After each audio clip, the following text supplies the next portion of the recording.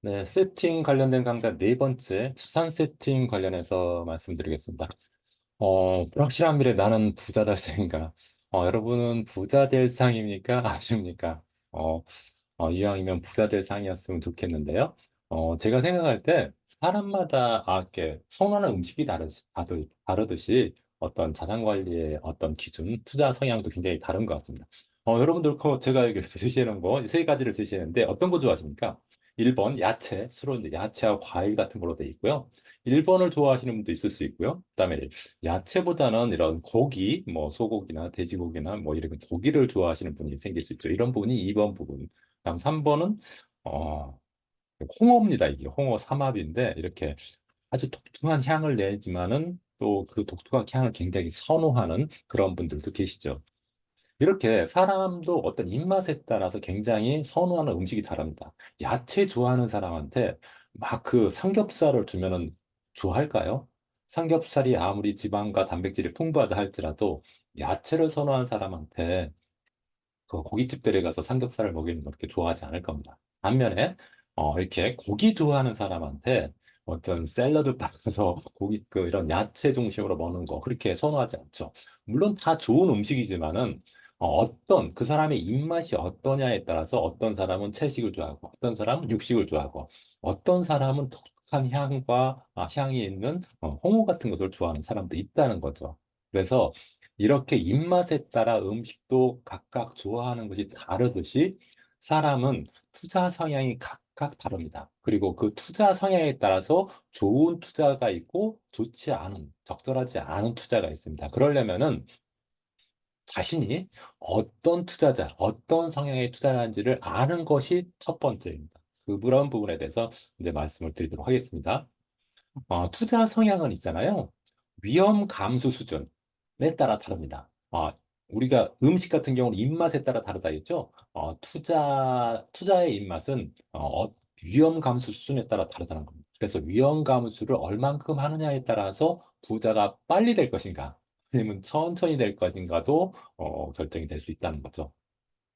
위험 감소 수준에 따라서 투자자는 세 가지 유형이 있습니다. 위험 회피형, 위험 중립형, 위험 선호형. 제가 이 부분에 대해서 세 가지 형태를 말씀드릴 테니까 여러분들이 이거 들으면서 나는 위험 회피형에 속하는지, 위험 중립형에 속하는지, 위험 선호형에 속하는지 이런 것들을 여러분들이 좀 판단하시기 바랍니다. 그것이 사실은 앞으로 여러분들 자산 관리하는데 가장 중요한 기반이 되는 것이거든요. 그래서 일단은 그 부분에 대해서 말씀드리겠습니다. 위험 회피형은요, 일단은 위험 싫어하는 거, 다시 말하면 손해보는 거 싫어하는 사람이 위험 회피형입니다. 그러니까 위험 선호형은 위험을 기꺼이 부담하더라도 내가 큰 수익 바라는 사람, 이런 것이 위험 선호형이고 그 중간쯤 되는 사람이 위험 중립형이라고 보시면 되겠습니다. 일단은 개념을 아시겠죠? 위험 회피형일수록 손해보기 싫어하는 거. 그다음에 위험 선호형일수록 그 기꺼이 위험을 부담하더라도 수익도 크게 나기를 원하는 사람. 그래서 기본적으로는 위험 회피형은 예를 들어서 실패하더라도 손해가 적어요. 여기 만약에 이 동그란 공을 굴리고 있는데 뒤로 물러나더라도 별로 안 올라갔기 때문에 손해가 별로 없겠죠. 반면에 위험 선호형 같은 경우에는 힘들게 올라간 대신 만약에 이게 무너지면은 굉장히 큰 손해를, 미끄러져가지고 큰 손해를 볼 수 있는 이런 거라고 볼 수가 있습니다. 이것을 간단하게 말씀을 드리자면은 위험 회피형은 조그만 성과에도 만족을 해야 되는 거죠. 손실을 부담하기 싫어하기 때문에. 반면에 위험 선호형은 큰 위험, 희생을 따르더라도 높은 수익을 원하는 것을 더 추구한다. 이렇게 여러분들이 일단은 알고 계시면 되겠고요. 좀 더 상세하게 보겠습니다. 위험 회피형 그럼 자산 세팅을 어떻게 해야 되느냐? 위험 회피형은 손실은 난 진짜 싫다. 피 같은 내 돈 손해보는 건 너무너무 싫다. 손해보면 잠도 잘 못 잔다. 이런 분들이 위험 회피형이라고 볼 수가 있습니다. 이런 분들은 목표 수익률을 3 내지 5% 정도로 설정하는 게 좋습니다. 반면에 손실도 3 내지 5%는 손해볼 수 있다는 거, 이 정도 수준은 감수해야 됩니다. 우리가 아무리 위험 회피형이라고 해도 위험 회피형은 주로 이제 적금이나 이런 예금 중심으로 투자를 하게 되는데 사실은 예금이나 이런 것도 극단적인 경우에는 손해볼 수 있습니다. 예를 들어서 내가 6천만 원 은행에 예금인데 은행이 푸돈할 수 있잖아요. 그럼 1,000만 원 정도 못 받을 수 있거든요. 그러니까 뭐 그런 일은 거의 없지만 어쨌든 위험 회피형이라도 손해를 절대적으로 다 막을 수 있는 건 아니다. 그런 면에서 한 3%에서 5% 정도 손해는 감수해야 된다 이렇게 생각을 하고요. 이것도 전혀 아니다 그러면 뭐 0%라고 뭐 선정을 해도 괜찮습니다. 그 대신 그런 분들은 예금 적금만 해야겠죠. 이런 위험 회피형이라고 하면은 나는 이제 손해보는 거 싫어하는 사람이라고 한다면은 저축형 상품의 90%, 투자형 상품의 10% 정도 배분하는 게 좋습니다. 내 자산이 100이라고 하면은 예금 적금과 같은 곳에 한 90, 그다음에 저 주식이나 펀드 같은 곳에 한 10% 정도만 넣자는 거죠. 그래서 이런 분들의 자산 증식 포인트, 빨리 부자가 되려면은 이런 분들은 개인 소득을 증대하는 방법밖에 없어요. 뭐 투자로 인해서 소득을 높일 수 없습니다. 그래서 이런 분들은 열심히 일해서 내 월급을 높이거나 투잡을 하거나 맞벌이를 하거나 이렇게 소득 자체를 증가시키는 방법이 부자를 빨리 하는 방법이죠. 관련 상품으로는 뭐 예금이나 적금, 저수상품, 뭐 채권 혼합형 펀드, 조금 주식 비중이 적은 이런 상품들이 펀드로서는 적합하다고 할 수가 있겠습니다. 그래서 위험 회피형인 경우에는 이렇게 자산 세팅 기준을 가지고 하는 게 좋겠다. 저는 이렇게 생각이 되고요. 이런 분들의 재테크 전략은 뭐냐면은 절세 상품을 최대한 활용해야겠죠. 절세, 세금 최대한 적게 내는 거. 위험 굉장히 선호형, 굉장히 공격적이신 분들은요, 절세가 중요한 게 아니라 큰 수익 내면은 그게 더 좋다고 생각하기 때문에 절세를 무시한다는 게 아니라 큰 수익을 더 중시하는데 이런 분들은 조금이라도 세금이라도 나가는 것을 조금 줄여야 되기 때문에 비과세 상품이나 세금 우대 상품들을 적절하게 활용하는 게 좋을 것 같고요. 월 이자 지급형 상품. 예를 들어 예금에 1억 넣었다 그러면은 만약에 매월 예를 들어서 예금이자 50만 원씩 나온다 그럼 50만 원만 투자하는 거죠. 예를 들어서 적립식 펀드로 손해 날 수 있는 상품이죠. 그런데 이자만 펀드로 투자하는 것은 설령 거기에 손해가 나더라도 원금이 깨지는 건 아니죠. 전체적으로 봤을 때. 그래서 이런 것들은 공격적으로 할 수 있겠다.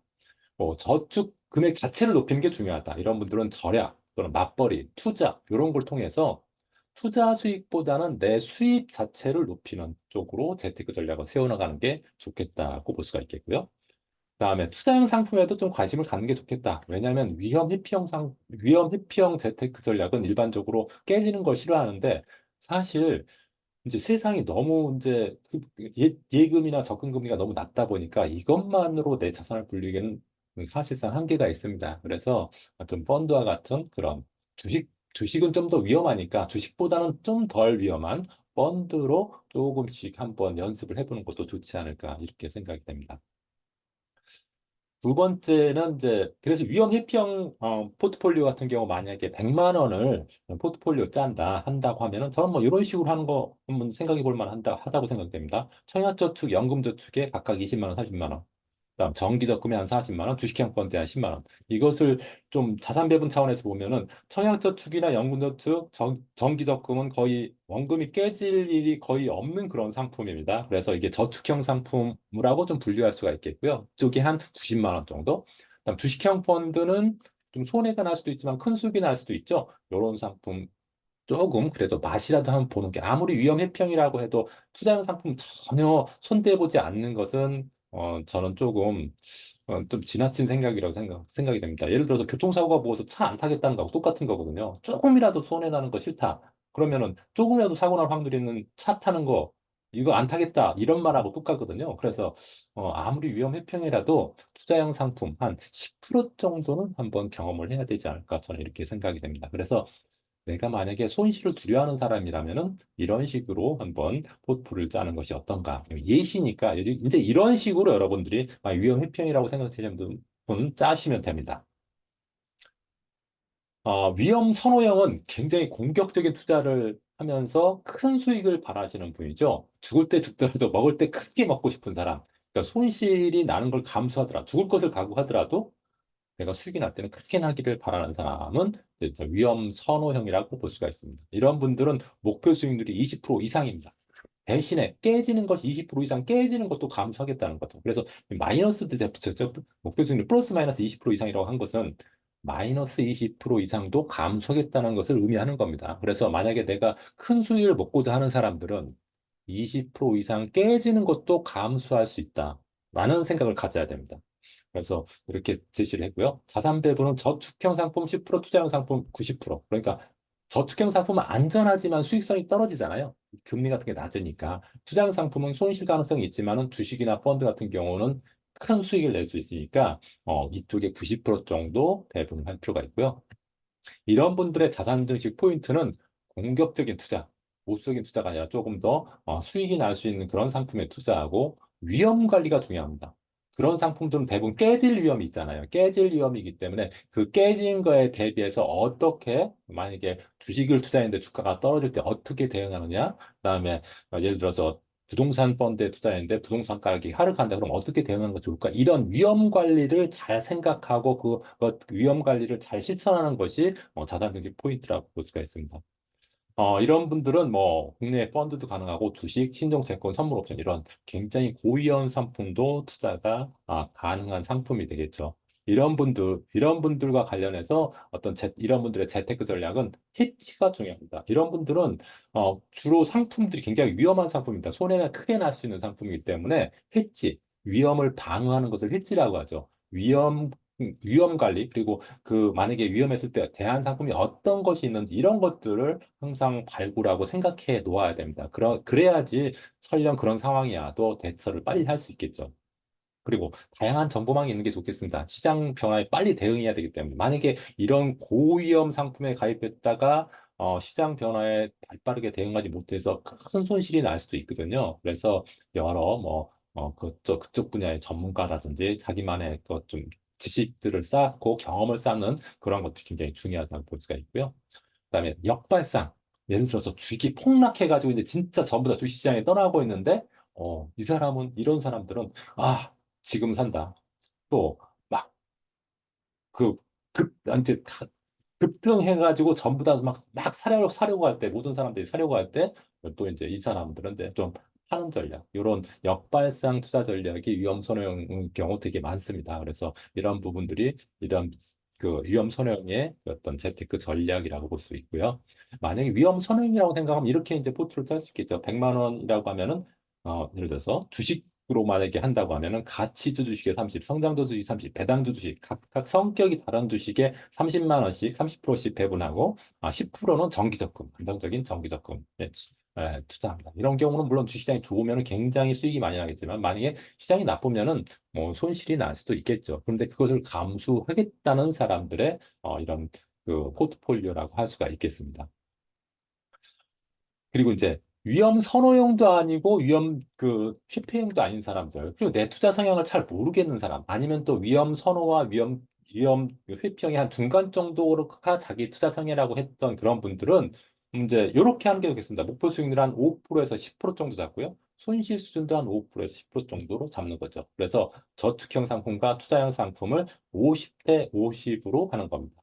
이 사람들의 자산 증식 포인트는 분산 투자하고 분할 투자하고 장기 투자. 다시 말하면은 투자 방식 3원칙 있죠? 그것을 딱 원칙대로 지키는 게 가장 좋다고 할 수 있겠습니다. 관련된 상품에는 뭐 주식 혼합형 펀드나 주식형 펀드, 주가연계 펀드, 뭐 주식 등 이런 것들이 이런 분들이 선택할 수 있는 상품이라고 생각이 됩니다. 이런 분들의 재테크 전략은 똑같이 나누는 거. 저축형과 투자형을 똑같이 50대 50으로 나누는 게 좋고요. 투자 방식 3원칙 고수한다. 분산 투자, 분할 투자, 장기 투자를 반드시 지켜야 한다는 점 좀 이런 부분도 중요하고, 그다음 정기적으로 포트폴리오를 수정하는 게 좋습니다. 시장 상황에 따라서 뭐 시장 상황이 갑자기 급변한다든지 아니면 매년 12월 달에 시장 상황에 따라서 비중이 달라질 수 있겠죠. 예를 들어 저축형이 60%가 되고 투자형이 40%가 될 수도 있고, 또 투자 시장이 좋아서 똑같이 50대 50을 했는데 투자가 60이 되고 저축이 뭐 40이 된 경우도 있겠죠. 그럴 때 50대 50으로 이렇게 맞춰주는 그런 것들이 필요하다고 볼 수가 있겠습니다. 그래서 위험 중립형은 저축형 상품, 투자형 상품 각각 50%라고 한다 했죠. 그래서 정기적금 30만 원, 청약저축 20만 원. 이게 저축형 상품이죠. 그다음 연금 펀드 주식형, 그다음 인덱스 펀드 이런 것들은 투자형 상품이라고 할 수가 있겠죠. 이런 쪽에 50%. 이런 식으로 나의 자산을 포트폴리오, 배분하는 것이 좋겠다. 이렇게 생각이 됩니다.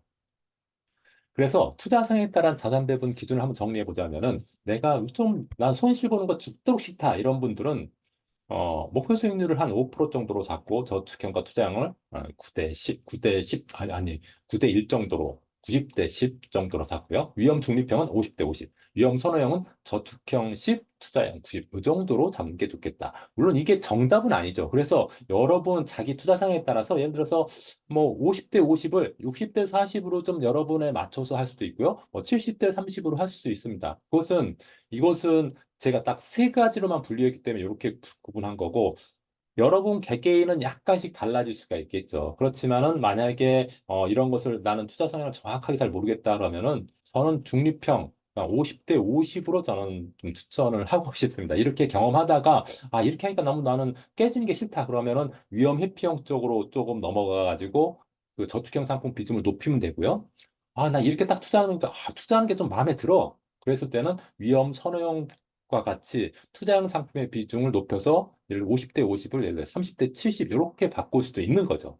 그래서 위험 중립형으로 하다가 약간 내 투자 성향을 알아가기 시작하면은 그것을 위험 회피형 쪽 또는 위험 선호형 쪽으로 이렇게 바꿔가면 됩니다. 그래서 그런 부분 참조해 주시고요. 제가 여기서 말씀드리고 싶은 것은 자신의 투자 성향을 알아야 맞춤 재테크 전략을 짤 수 있다는 거죠. 내가 만약에 위험 회피형인데 위험 선호형 투자를 하면 안 된다는 거예요. 위험 회피형의 재테크 전략은 뭡니까? 그냥 맞벌이, 소득 자체를 증가시키는 게 진짜 빨리 부자가 되는 길이에요. 그런데 위험 회피형이 예를 들어서 주식이나 선물 옵션에 한다. 이것은 자기 투자 성향하고 맞지 않는 거잖아. 이것은 어떤 거하고 똑같냐면 채식만 하는 사람한테 단백질 풍부한 그 삼겹살 같은 것을 많이 주는 거하고 똑같아요. 그럼 만족스럽으니까 오히려 배탈 나거나 더 안 좋은 상황이 나타날 가능성이 크죠. 그래서 위험 회피형이라면은 위험 회피형에 맞는 절세 상품이나 이런 소득 증대에 힘쓰는 게 맞다는 소리죠. 다른 투자 성향의 재테크 전략을 쓰면 안 된다는 겁니다. 위험 중립형 같은 경우에는 예를 들어서 어떤 분산 투자, 분할 투자, 정기 투자에 충실하는 게 좋고, 위험 선호형은 뭐 해지나 이런 쪽에 투자 더 그런 전략을 가져가는 게 좋다는 거죠. 그래서 자기 투자 성향에 맞게 제가 재테크 전략을 다 제시해 줬죠. 그 재테크 전략을 사용해야지 다른 성향의 재테크 전략을 쓰면 안 된다는 겁니다. 그리고요. 투자 성향에 맞지 않는 재테크 전략하면 큰 실패를 부른다. 그렇습니다. 위험 회피형인 사람이 위험 선호형 전략을 쓰면 안 되는 거죠.